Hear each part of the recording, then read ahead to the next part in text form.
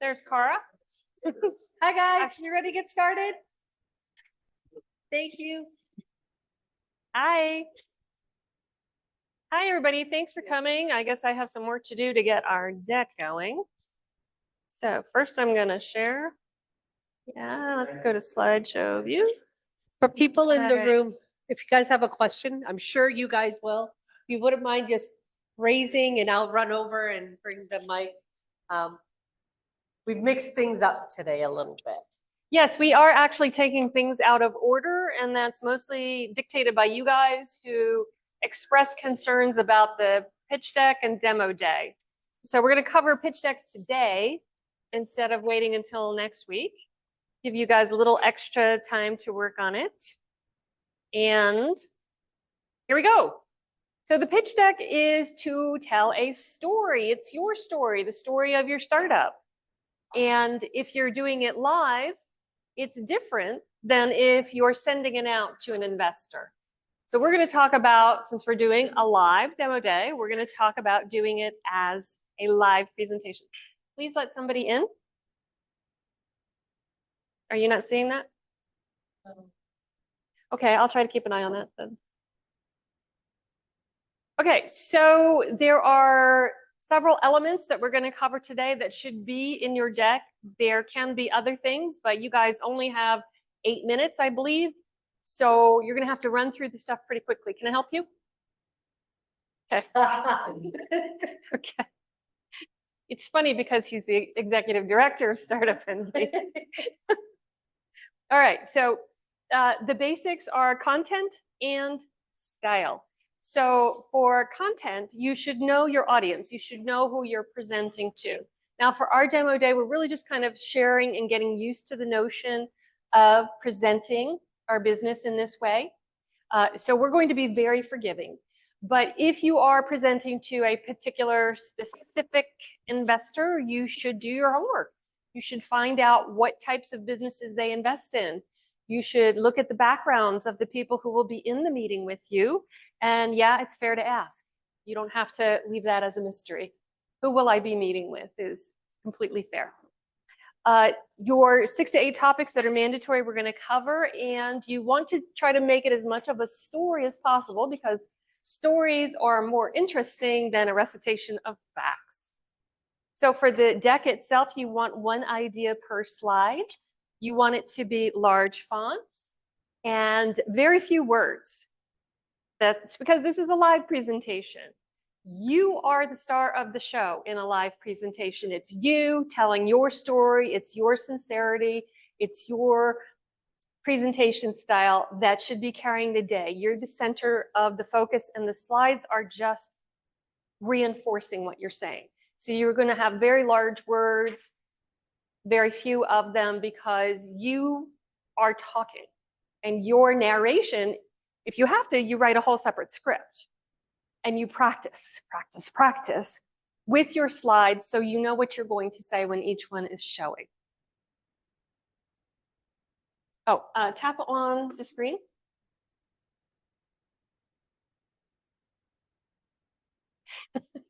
Interesting. You have to put the focus back on this screen. Oh, yeah. Click here, I think.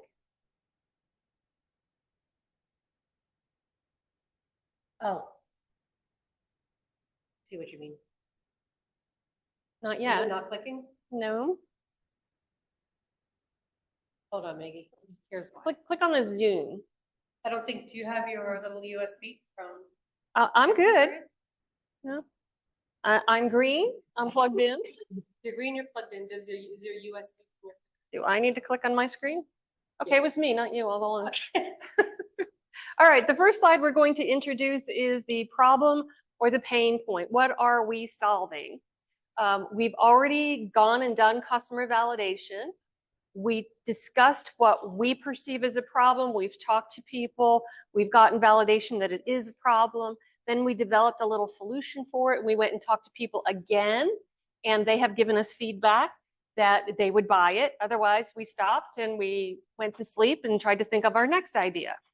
Okay, so we have a validated problem. So now we can describe that problem with maybe an image or just a few words to show what the problem is, and then we're going to show the solution. Okay, then we're going to talk about market opportunity. That's that TAM, SAM, SOM, that really big topic that we discussed. The business model is how do we make money and how do we deliver our product or service. We need a little bit of competition. Oh, I should switch these. Competition should come right after market opportunity. Traction, we're only going to include traction if we have it. What is traction? Traction is sales. Everything else is a milestone. Okay, you're going to open your business in this day. You're going to poll people. None of that is traction. Even having downloads is not traction unless it's sales. Okay, so traction is sales. Then we're going to talk about the team, and then we're going to have the ask, because we're doing this for investors usually. If we're not doing it for investors, if we're presenting to a group of people who can help us, we still need to have an ask. We will ask them to make introductions for us. We will ask them for a specific contact with a specific skill. Okay, we need to have an ask. Otherwise, it really is just a story. All right, when it comes to the problem, less is more.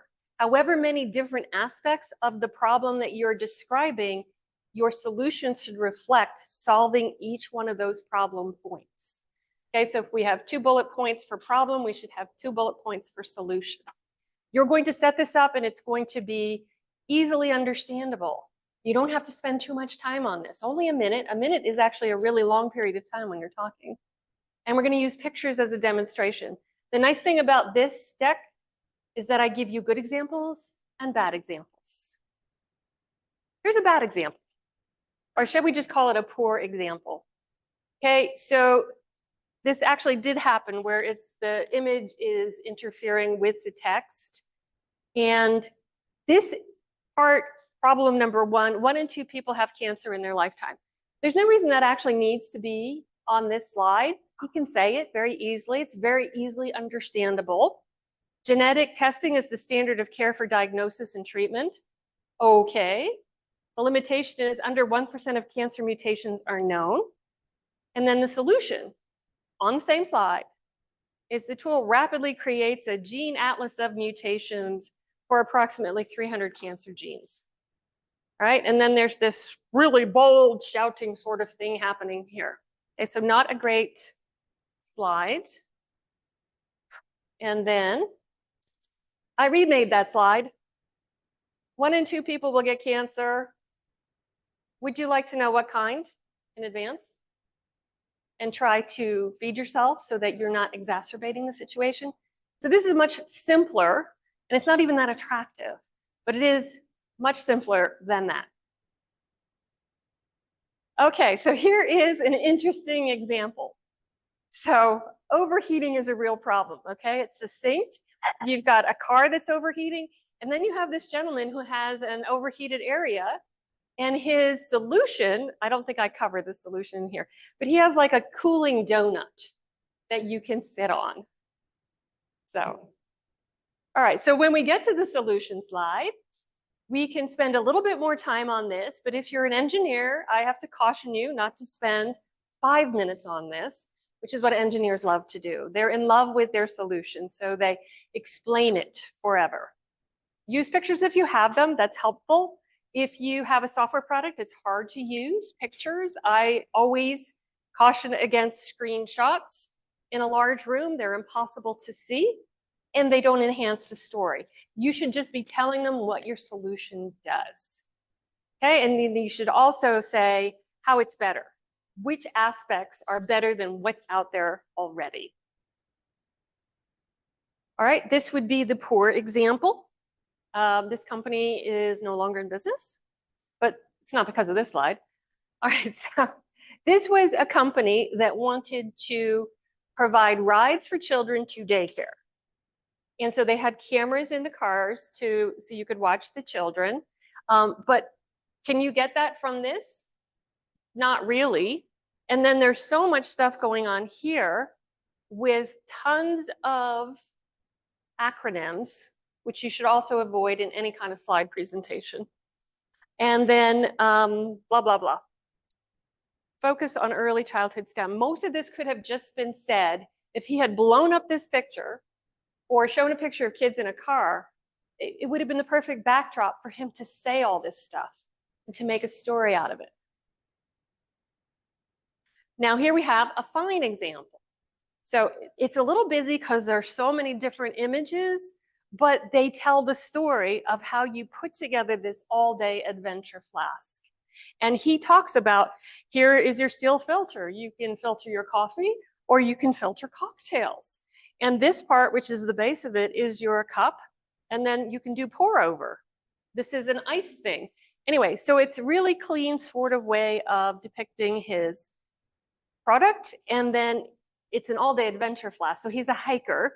And so he was hiking, you know, in the mountains somewhere in South America, and he couldn't get a decent cup of coffee. And so he has this kind of subtle background where it is, well, it's Denali and Everest. Oh, it's just the high peaks. But it fits with his theme, but it's not distracting. It's there if you look for it. All right, for the market, if you're prepped, you can spend 1 minute on this, which means you would have your TAM, SAM, SUM, if you recall the stacked Venn diagram, the circles within circles. Okay, so if you've done your research properly, it's really clear when they see the slide. So you're going to create your bottom-up SUM. That's your projection of what you're going to make in a time-bound period. I caution against, this is before, well, you've already heard the TAM, SAM, SUM speech, right? So 1/10 of 1% of whatever is going to be your market. Nobody believes that. They know that you're just being lazy, that you haven't actually done any market research to find out what the competition is out there. You want your major market, not secondary product markets for your first slide. If you have a product roadmap and you have the time, you don't have the time with an 8-minute pitch, but with a 10-minute, you could probably fit in the secondary market and its size and when you expect to penetrate that market. So let's have some examples. Okay. This is my fault. Okay, I didn't fix this part. But the rest of it, this was a slide that somebody had for a company that was trying to put some software into adult live-in care facilities. So there's lots of stuff going on here. There's a graph, there's this 52% huge number of the beds that are predicted, and 10,000 per day of baby boomers are turning 65. Anyway, there's just a lot going on here. So this is a remake. Okay, the beds projected 2.7 million in 2020, 5 million in 2030, and we're still using the same two stats, but all the other stuff, the graph was not helpful at all. All right, here's another one. We've got our stacked Venn diagram right there. Again, this is me, not them. So 1.8 billion, 144 million, 45 million is the sum. Okay, these are reasonable numbers. This was in construction, yes.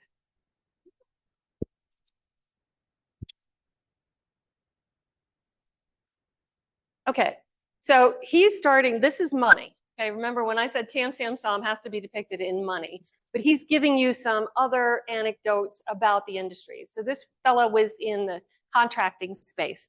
So he's telling you there are 1.3 million contractors. Now there are people who build skyscrapers, and that's a certain kind of contractor, and there are people who build homes. It's a different kind of contractor. There are people who build schools. Okay, so there's different segments of the construction industry. So when he talks about the market sweet spot, these are going to be his target customers. So he knows that he is going after large contractors. Let me add somebody here. Yeah, this is his niche. Large contractors, there's 15,500 of them. Regular contractors with 20 or more employees, there are 150,000 of them. So he's just giving us anecdotes about the industry itself. So obtainable, that's his obtainable market, the SOM, with churn, which means there's going to be turnover, right? He's not going to keep his customers forever. Even though he has a software solution, they're going to use the solution and then possibly go out of it. So that's churn, when somebody switches from your product to a different product or just stops buying from you. So having churn in here kind of implies that he's done a lot of research, that he really understands his market. All right, so our next slide, did you have more questions on that one? Okay, I'm sorry, I didn't ask you to wait for Rakshana to bring you the microphone. All right, business model. What are you selling? How will you make money? How are you selling it? Through what channel? How are you reaching your target market? And you can spend 1 to 1.5 minutes on this because investors are going to want to understand how you're making money, how much money you're making. So if you have a physical product in this business model slide, they may want to see what it's costing you to make your product and then what you're selling it for. If you're selling it direct to consumer or if you're selling it through resellers. If it's a software as a service product, that's all they need to know, software as a service, which means they pay for it, they install it, you keep the software up to date and they just keep paying for it. If you were selling into enterprise, oops, I didn't kill somebody there. I was trying to admit it, somebody, and I think I had to. Maggie, Yeah? it's okay. I'm watching the door. Okay, thank you. Okay, software as a service, yes. If you're selling into the enterprise, you may have a very large sort of upfront setup kind of thing, and then ongoing costs. So this is what they want to understand with the business model slide. Okay, so this is worth spending a little bit more time on. And so now we're going to see some examples. And this is not a great example.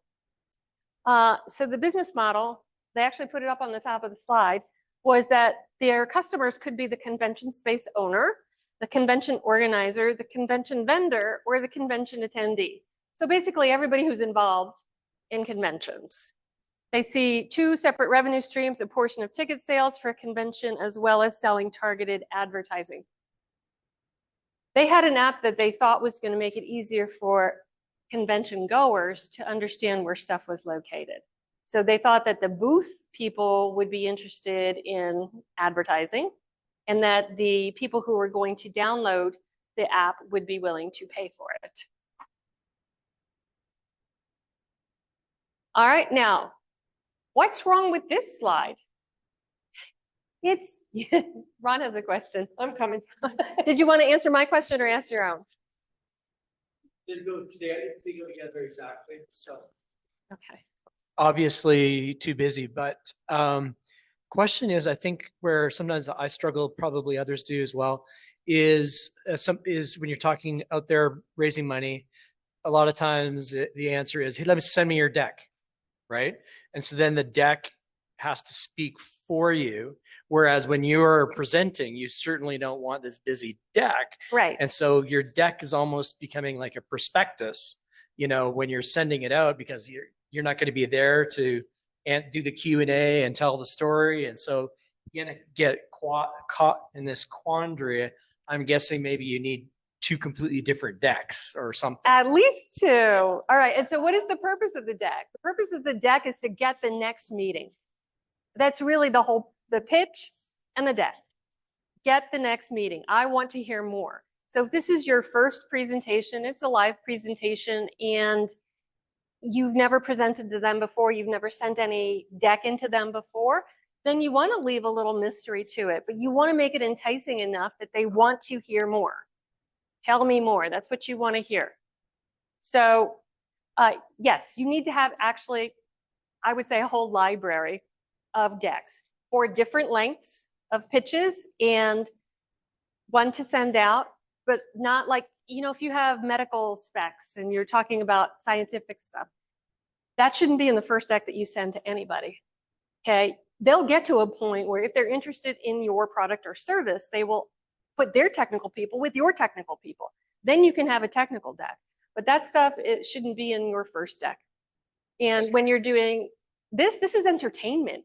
It should be entertainment. It was like, oh, that's really interesting. Tell me more. And the next more is another meeting. So you may have even a first meeting deck and a second meeting deck. Okay, yeah, so yes, too much going on here. I can't even tell. When you've got subscription fees of $2.99 to $16.99 a month, that's kind of a big range. Like, what are they getting for that? And total current app users in the whole world, I don't know. There's just Too much going on there. All right, this one is getting a little bit better. This is a revenue projection. This is an app that is for individuals as well as for businesses. So it's very clear that individuals are going to spend $19 a year. They're going to get those features. And the businesses are going to spend between 29 and 1 million per year. And it's probably based on the number of seats that they're doing and how big their enterprise is. But that is an even bigger range than the last one. So this, I wouldn't recommend doing it that way. I would say, okay, I think you need to get a little bit more compact in what your range is. And earlier in the deck, he should have said who his customers were, his target customers, so that you would understand why it's 29 to 1 million. All right, so this one is nice and clear. It's a product. This was a fella, I think, who wanted to make like benches that looked nice and you couldn't tell, but they could open the box and leave packages in there and it was secure. So they had different sizes that they were doing it. And so for wholesale, he's got some actual prices here, and then he had his costs over here. So as a business model, you understand what it's costing him and what he's charging and what his margin. He could have put a percentage margin on there that would have made it even easier. All right, competition. I usually like to see competition after the market, TAM, SAM, SOM, because when you're doing research, it's very easy to do that research together, to find out how big the industry is, who the major players are, who is doing the same thing that you're doing, like trying to reach the same target customer. So you can do that research together. You can put competition right after the market information. If you try to say that there is no competition, you're wrong. You're just wrong. There's always competition because doing nothing is competition. Don't change. Status quo. That is definitely an easier way for most people to go. But you have to have a product that's enticing enough and priced well so that they're willing to switch from doing whatever it is they're doing now to your product or service. So you should be thorough in your research and then use the biggest competitors, because just like Ron is on his phone right now, when you're in an investor pitch, the investors are going to be picking up their phone and looking for competitors. And if you haven't listed the ones that show up first, you're in trouble. Also, if you're doing a price comparison as part of your rack up, make sure you check prices of your competitors just before you go into that meeting for the same reason. A rack up, and we're going to see some, but a rack up is like a matrix. It's where you list your company and the features and compare it to other companies. So this is a poor example. Professional sports teams such as the NBA and NHL and college sports leagues. So not too much effort went into this. This was a company that wanted to start a new samurai sports league. So I don't know why they picked NBA and NHL. All right, so this is the same company that makes the all-day adventure class. So he did a nice job on his rack up. So he's comparing himself, High Bear, and then these are the other products that you may be familiar with. And so his stuff is very easy to see, right? There's a couple subtle things going on here. He's got very dark thumbs up, okay? For the competitors where they're not meeting it, he's giving them a gray shaded X.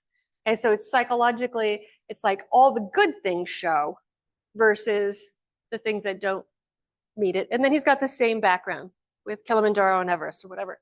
He also is doing pricing down here. What does he charge now? Do you know, Jeff? $99, yeah. So it's kind of expensive for a class. Okay. All right, so this is a nice one. Here is another one. This this one is, they won a competition up at UNR. Every year they do a startup competition and they get a $50,000 prize, which they can do anything they want with. They don't have to put it into their business, but these guys did. So they were making with marine quality boating parts, which are very sturdy and waterproof. They were fitting out these trailers to go camping off grid. So they had, I think, solar stuff. Anyway, they were using a Tacoma base a Toyota Tacoma base, because it was more narrow and smaller and could get into more places off-road than some of these other options. And their pricing was comparable to, well, some of them, and better than most. So again, what they did, the X is smaller, the check mark is bigger, and this is me too, so not them. Traction. Okay, what is traction? Sales. Okay, so you're only going to include it if you have sales. You're only going to spend a minute on it because this is where we can leave a little bit of that mystery out there. If you have good looking sales, you're going to want to know more. Sales are good. Show growth month over month or year over year if that's appropriate. And tell us about CAC, LTV, and customer retention. Remember we talked about churn? So churn and customer retention are the same thing. CAC is cost to acquire a customer.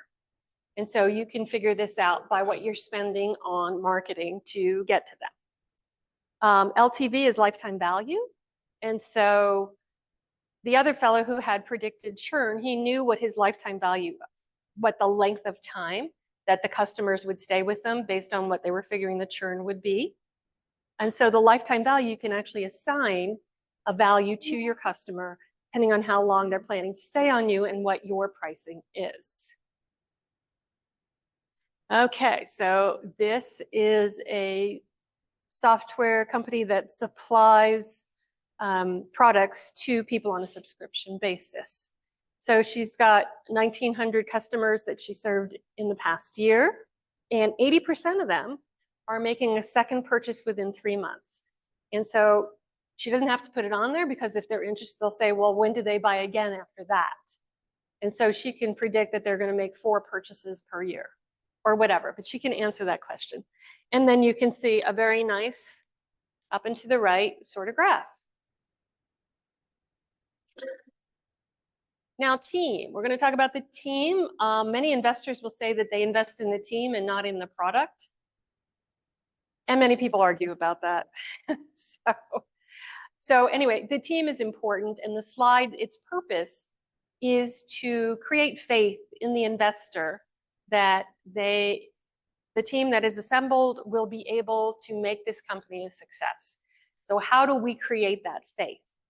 Well, we create it by showing a nice personable picture, as well as telling what the role is for the person and showing some examples of companies that they worked for before, or good schools, or accomplishments. And so it should not be wordy. All right, you no more than 3 bullet points, because if they're interested and those 3 are interesting enough, they will ask you for more information. And so it's not supposed to be a big deal. It's just you have to cover who's doing it. If you've had an exit before, you might consider putting your team slide at the very beginning to establish credibility up front. All right, so under team, there was one person's name, and then she had a VP, but then she was showing that she was using these app developers. Okay, that's like, we don't need to know. That's like making the sausage. She had her business model on the same slide as the team slide, and she had some other pricing information. So not a great slide. This one, I asked them twice to put their last names in, and they wouldn't do it. All right, and then there's, she will lead in marketing and blah, blah, blah. He pioneers in big data and AI algorithms. Okay, so he has worked on projects for companies such as Apple and Philips. We don't know whether he worked for them, and we don't know anything about her. All right, now this is one I like. So these guys are local. They make the snooze machine, which is a sound machine for going to sleep. They're in several of the hotels around here. And so these guys just look nice and believable. And he was in Champaign, and Matthew was here. And background in online marketing, former marketing director at Zappos. Okay, highly recognizable company name. Definitely not a doctor. I don't get that. Oh, okay. See, you read it in the right order. I didn't. But he's worked at Caterpillar and worked in airflow and fan acoustics. Okay, so this creates a lot of credibility for the product that they're creating. 1 second. Do you put that slide if you are in the same industry as your background? Like, Yeah. what if you're not? What if you're not? Yeah. Okay, so like, were you a teacher and now you're going into physics and you were not a physics teacher? Like, I mean, it could be like you were a teacher and then now you're doing camping gear, you know, or like whatever. Okay, well, I wouldn't hide the fact that you were a teacher, Okay. but I would put information in there that you've been an avid hiker since 12. Okay. You What know, if you something haven't like been? that. What if you haven't been? Yeah, anything that gives you credibility is what you should include. Okay. If you went to a good school to become a teacher, that would still be relevant. Okay. All right, the ask. Again, know your audience. What are you asking of them? If they're investors, then you can be telling them what your raise is. If your audience is not all accredited investors, then you shouldn't be giving too much specific information that violates the SEC laws. So again, when you get to where you're fundraising, you should be hopefully conversing with a lawyer who's going to warn you about what you can and cannot say. What we get around it by putting disclaimers up and saying, we had pitch day, many of you came to it last 2 weeks ago. And so our disclaimer says that we are presenting for our investors who are accredited, but we teach it also as a learning experience for the audience, but it's not a solicitation for anyone who is not an accredited investor. Okay, also, if you want to set the stage, if it's a group of investors and they're hearing many different pitches, it's like you don't have just your appointment, you know that they're going to be listening to 5 or 10 pitches. You might put your ask in the front, cover it quickly, and then put it again in the end just to reinforce it. And then you shouldn't spend too much time on this. So, all right, here's another fun slide. There's a lot of blah, blah, blah there, and they've put a $sign here, and we have to work really hard to find that they're looking for $400,000, and their use of funds is to cover all expenses to start up. Okay, that's not quite specific enough. When you're describing your use of funds, and you should be breaking it down into either dollars or percentages that are going to marketing or R&D or inventory or staff or whatever. But it should make sense, and you shouldn't try to hide the fact that you're trying to pay people. So this one wants 275K. Okay, I have no problem with that. That's really clear. Okay, 245 is going to go for salaries, 20,000 for marketing, 5,000 for employee benefits, and 5,000 for working capital. Okay, so 250 of the 275 is going for people. And we don't have any idea what they're going to do with this money. So it's a very clear and easy to understand slide, but it's going to cause a lot of questions. So it's not a bad slide per se because it's easily understandable. It follows all of those rules.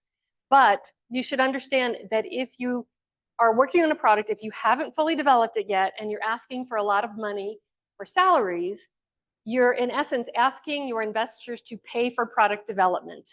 They're not likely to do it. Okay, now this one is just, I have a real issue with all caps.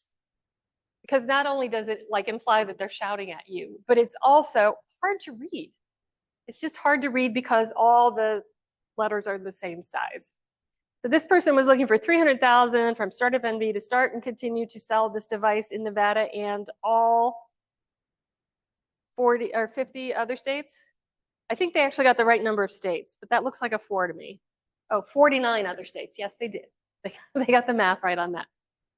This fella had some, it was around COVID time, and had some device that was going to clean the air. Okay. Note to self, no transitions. I don't like transitions. I just like to make it really clean and not have like things fade in and out in your pitch deck. It like you're trying to be kind of fancy. I steer away from that stuff. Okay, key financial figures. They're looking for $500,000 for 12% equity or preferred stock. They're going to accelerate their KPIs, and they have an exit strategy. But can you guys read that? Ron, you're in the front. You can read it. Can anybody else? No, this is not a good slide. Like all these words, first, you want to make sure that you do have that somewhere. And if you can name the vehicle, the type of investment that you're looking for, that's great. They said equity or preferred stock. But the use of funds, can't make heads or tails of that because it's blue on blue. Okay, we want high contrast. Investors are old. Okay, they've accumulated money over time. Make it easy for them to see. Especially angel investors. When you go to an actual VC, they have young people that do this kind of stuff. But please check in here if you haven't already. Okay. Yeah, so let's make things bigger if we want to emphasize them. So even just taking away the blue background would make this a little bit easier, but the whole thing is a little too small. Yes. Hang on.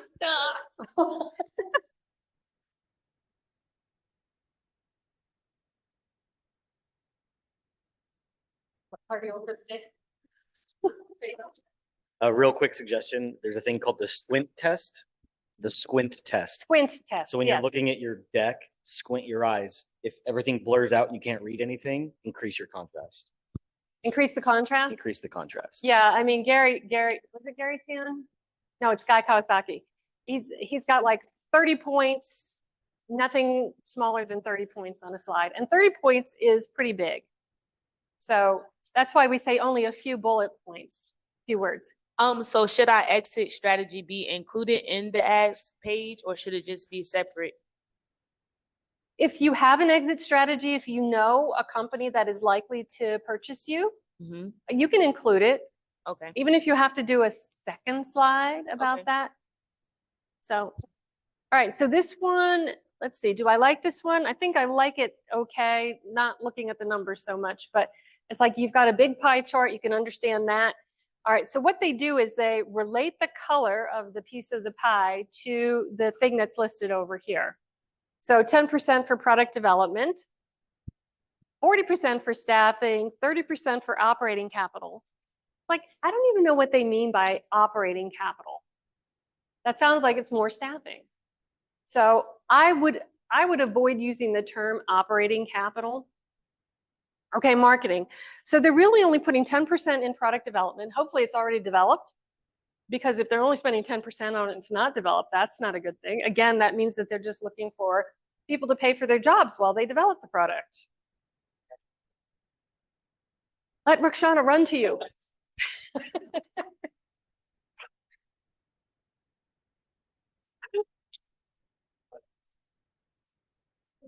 Rakshana, you know what? You should make a path behind all of these signs.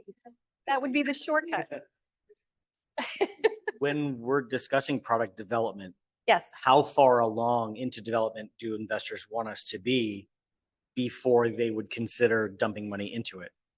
Well, so it depends on your product. So if you're in medical, you know, you've got a lot of stages that you're going through. Right. But then people who invest in medical stuff are very specific people. And so they have that understanding of where you are in the whole regulatory thing. And so that if that's your industry, you should understand it. It depends on what your product is. Do you know what your product is? It's just a general question. Oh, it's a general question. So if you're creating a software something or other, then I think an investor wants you to have created a version of that software. And if you have created a version of that software and you have somebody willing to pay for it, that's a good thing. Okay, that means that you have created a product that serves a need, right? It's solving a problem. So you're building something that people want. And so if you have more product development because you want to add these other features and you've explained that in your deck, then that is still intriguing. So it's not a black and white answer. Sorry. Did I see another hand? No. Oh, over here. Girl, thank you.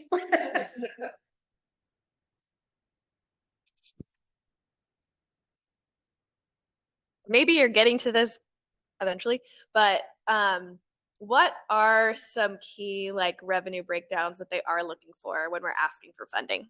Like what are the key? Okay, so that's not in the first pitch meeting, Well, right? this slide is right.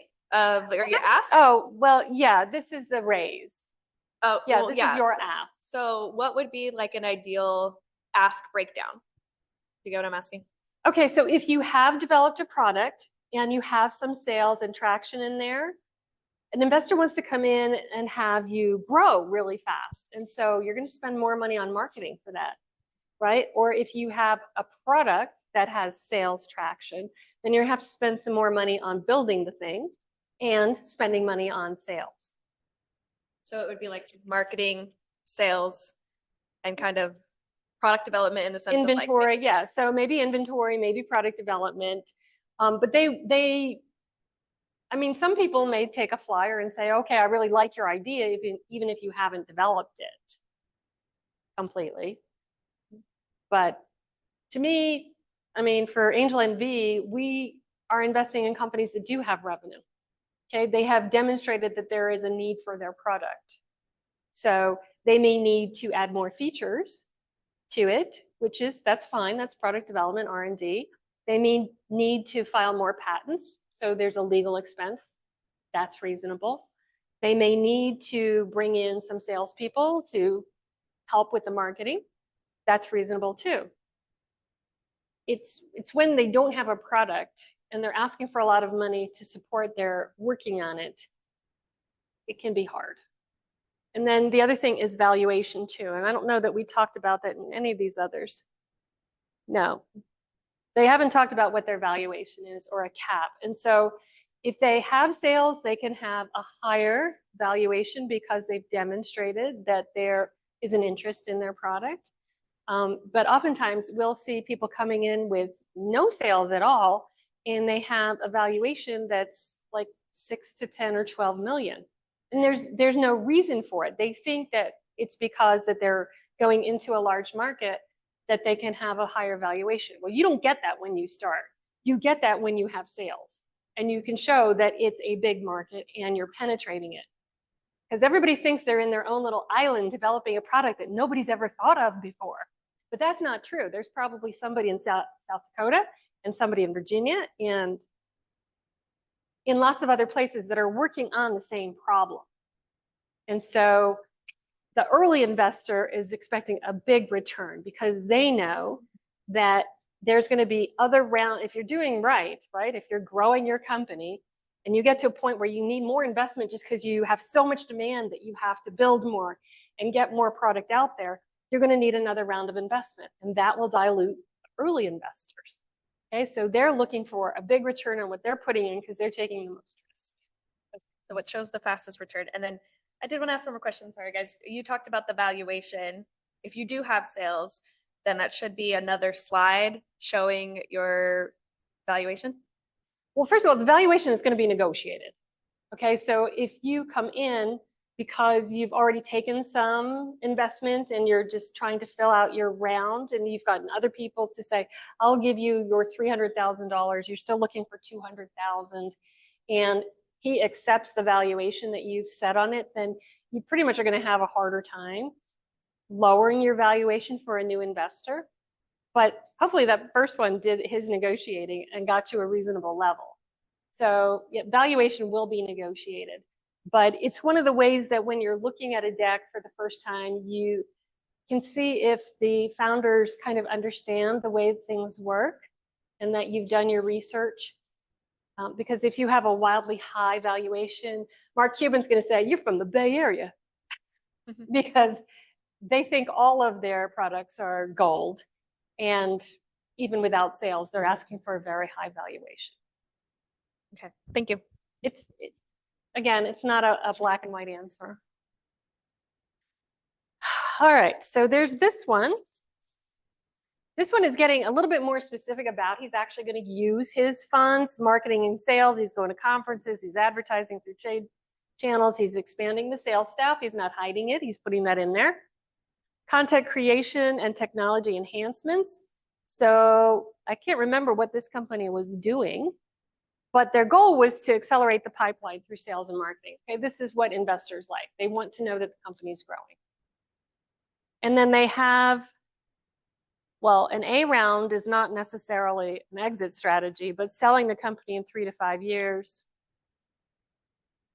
he should be able to answer questions like, who do you think your target companies are? Who would acquire you?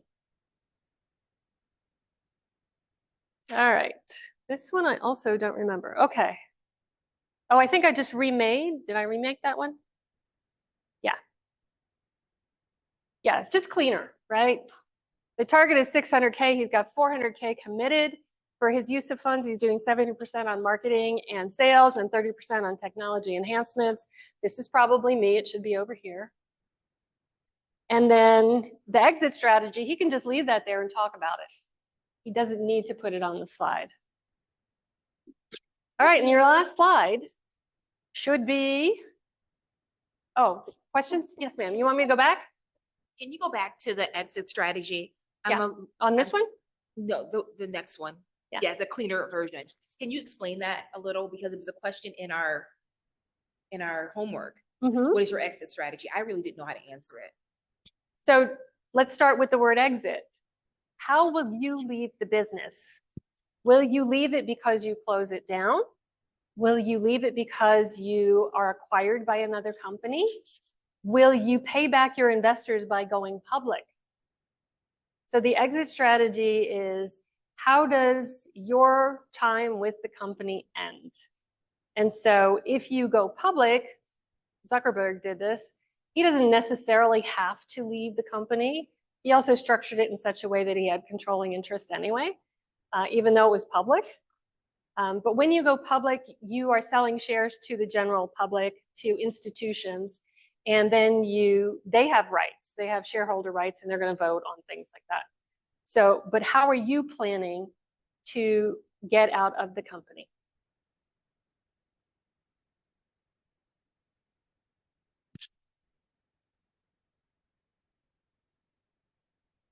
Along the same lines for exit strategy, how do you have to put a time period on it?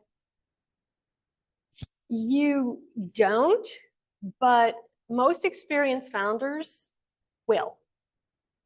They'll have an idea of what sales level they need to get to in order to be attractive to an acquirer. So we're in this niche, and Microsoft has bought companies like this before. And we think that when we get to 300 million in sales, that's when they'll buy us, because they're not going to have to pay too much, you know, but we have a technology that they don't have, so it's just easier for them to buy us. So far more companies are acquired than actually go public. So acquisition is much more likely than going public. For companies to go public now, they're waiting a longer period of time. They're building their sales up so that they almost are household names before they go public. Okay? All right, so the thank you, last slide, it's got your company logo. It says thank you on it, and it has company contact information. I can't tell you how many decks we get that the last slide is the ask slide. And it's like going on a date and saying, see ya, without, you know, giving them your phone number or your address or anything. So this is the most important slide in your deck, because what are you trying to do? Get the next meeting. How can you get the next meeting if they don't know how to reach you? So here's some style issues. Okay, large fonts, not fancy, not too many fonts. Be consistent with your fonts. Sans serif, that means that they don't have the little doodahs on the A, like there's no tail on the A, there's no curly Q on the T. So they're just simpler and easier to read. So Times New Roman is a serif font, and Arial is a sans serif font. You want minimal background elements, so even the ones from High Bear with the little elevation stuff, that was in a very muted background sort of color.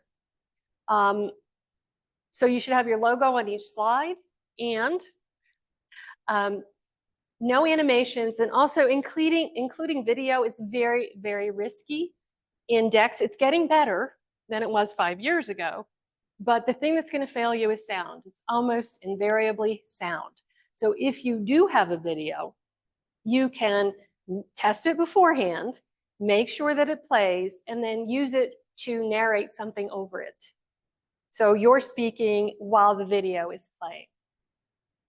One idea per slide, we covered that in the beginning. It's good to remember it. I find page numbers distracting. Some investors like page numbers because they'll write down a page number and then say, can you go back to that page? I have a question. All right, I usually just refer to the topic of the slide if I want somebody to go back.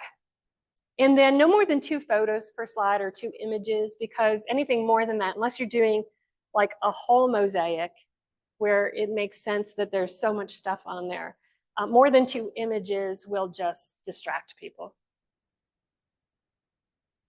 So thank you very much. Name and emails.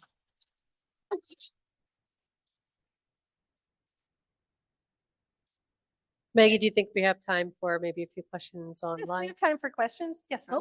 Oh, wait, please. wait, Oh, please. wait. Oh, please. You're gonna go. You're gonna have to find out which of these people are willing to have it chucked at them. Yeah, that make it interesting. So I'm really fascinated by Telegram.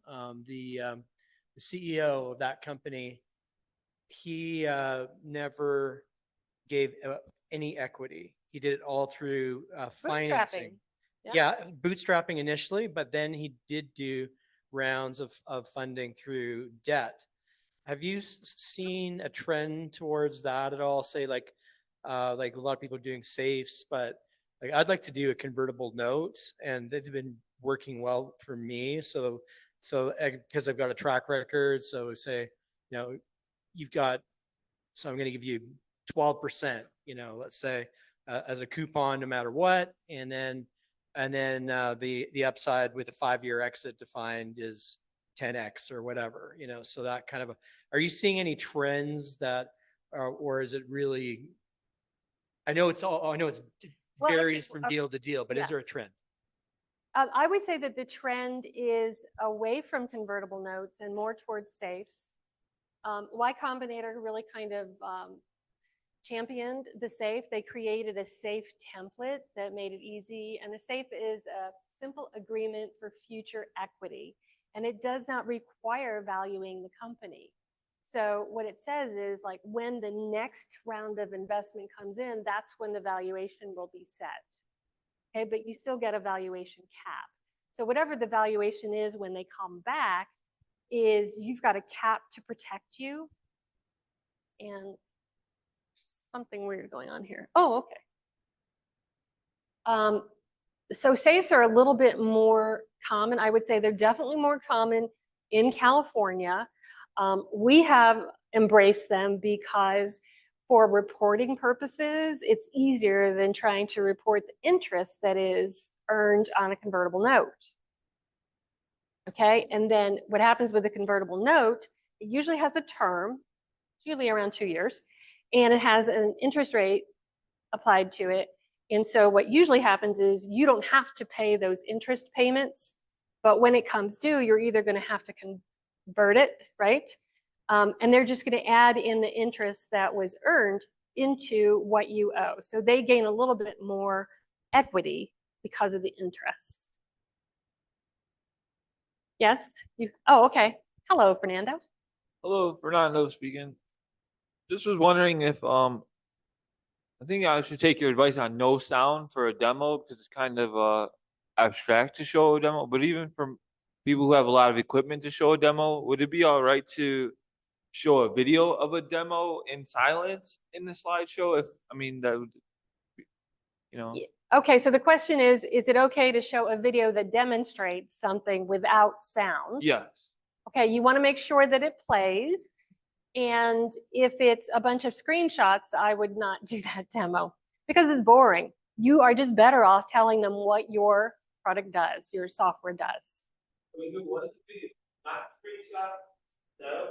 Yeah, if it's a video, first you want to test it because sure as anything, if it's one investor that you've been waiting to go meet with, that's when stuff fails. So you want to make it as fail-proof as possible. And so video is definitely still risky. Like, what if you go into, I was in the Denver airport on Monday, crappy internet. Like, I tried to connect to Zoom and I could do it occasionally, but I couldn't do it every time. So you have to be prepared. Follow-up question, yes.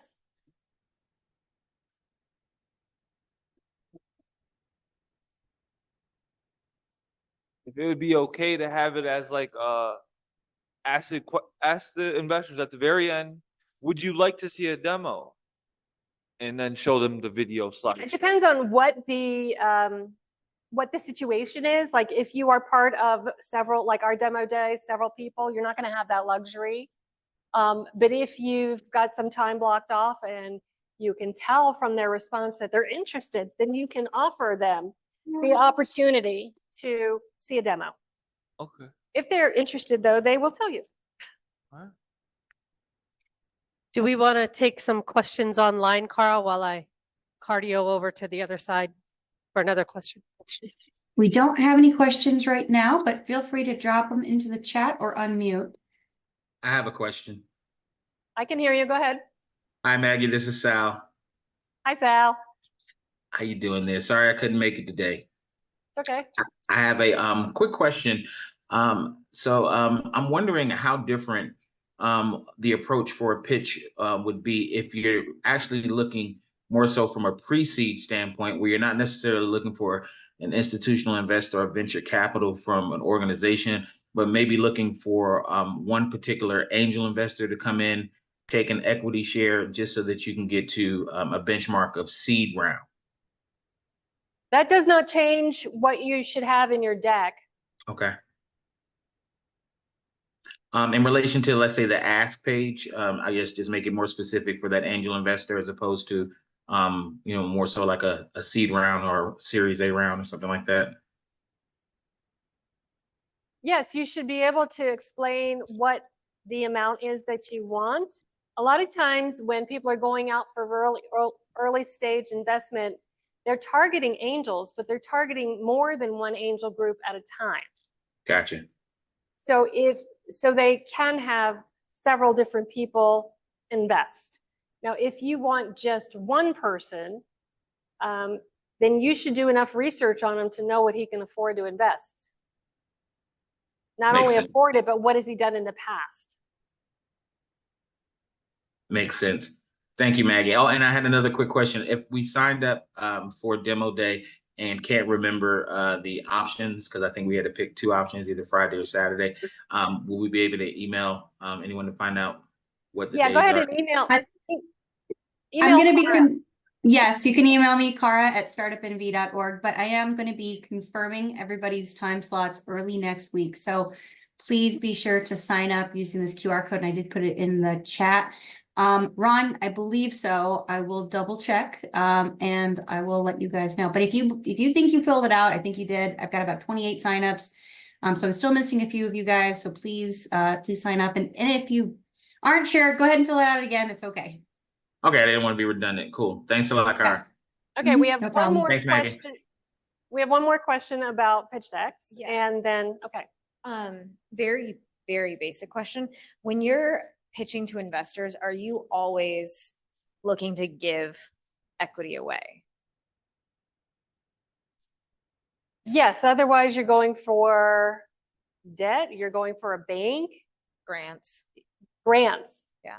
Oh, usually you don't present for grants. You just apply. You have to make a very compelling written case. Yeah, okay, fair enough. Okay, I see one question there, but our mentors are here, and so I want to tell you about that in a minute, but go ahead with your question. When will we have a definite time that we're gonna pitch? Oh, Cara has been assigning things, so she'll make it available to everybody.